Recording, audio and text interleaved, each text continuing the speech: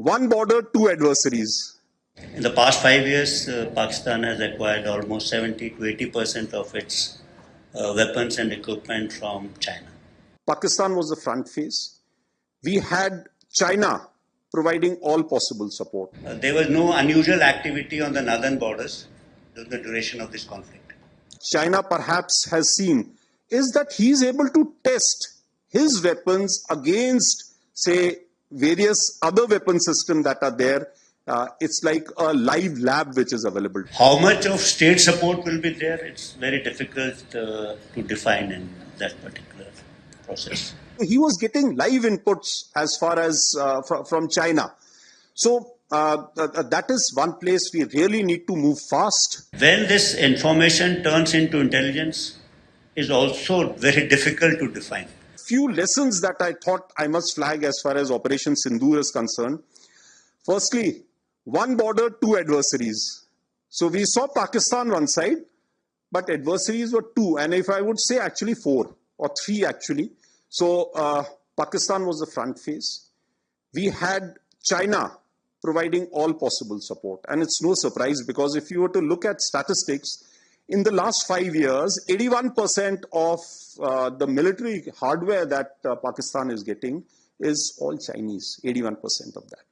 So it's no surprise. And China, of course, the good old dictum, killed by a borrowed knife, 36 stratagems that China talks about, killed by a borrowed knife. So he would rather use the neighbor to cause pain than getting involved in the mud-slinging match on the northern border. So that is what he's seen. And another thing that China perhaps has seen is that he's able to test his weapons against, say, various other weapon systems that are there. It's like a live lab which is available to. So it's a good, that is what is something we have to be very, very cognizant about. Again, Turkey also played a very important role in providing the type of support that was there. Bayraktar, of course, he's been giving from before. We saw numerous other drones also coming in, landing in the face of war, during the war, along with trained sort of individuals who were there. The next important lesson is the importance of C4 ISR and civil military fusion. There is a lot to be done as far as this domain is concerned. When the DGMO level talks were going on, Pakistan actually was mentioning that we know that your such and such important sort of vector is primed and it is ready for action. I would request you to perhaps, pull it back. So he was getting live inputs as far as from China. So that is one place we really need to move fast and take appropriate action. I talked about electronic warfare and need for robust air defense system is something, again, our population centers also need to be protected. Of course, as far as the other, we do not have the luxury like, we would have been seeing the way Israel, they have the Iron Dome and a number of other air defense features that they have. We do not have a luxury because our country is vast. So, and such things cost a lot of money. So we need to, again, look at innovative solutions. Another lesson, I think, from Operation Sindoor was need for a secure supply chain. So we found, Mr. Ashok again talked about that the pain because an equipment was not inducted on time.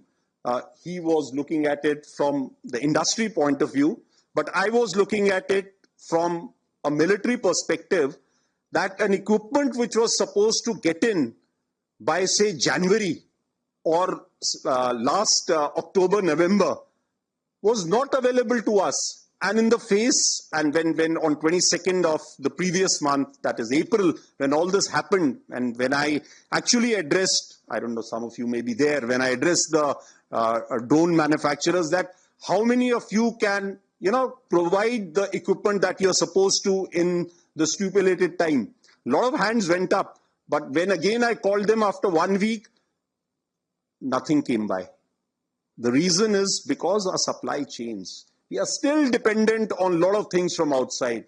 Had all those equipment been made available, the story may have been a little different, right? So it is both sides. We need to look at that. Conceptual to the operational that has emerged, very operationally vital for us.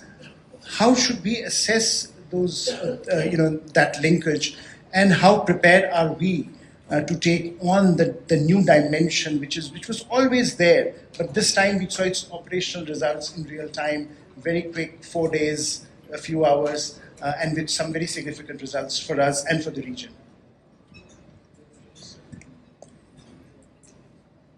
Maybe it's a very difficult question to answer, firstly, because a lot has been said on both sides.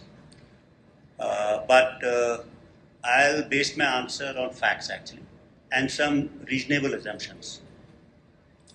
So the first fact which I want to tell the audience over here is that there was no unusual activity on the northern borders during the duration of this conflict, which is different. In past conflicts, there had been trouble on the borders. Maybe this is a short conflict. That's an assumption I can make. But that's a fact that there was no activity on the northern borders. The second fact is that we all know that in the past 5 years, Pakistan has acquired almost 70 to 80% of its weapons and equipment from China. So that's a fact. And a reasonable assumption would be that Chinese as OEMs will have commercial liabilities which they have to fulfill, and will have people in Pakistan. And we all know today in defense companies, there are always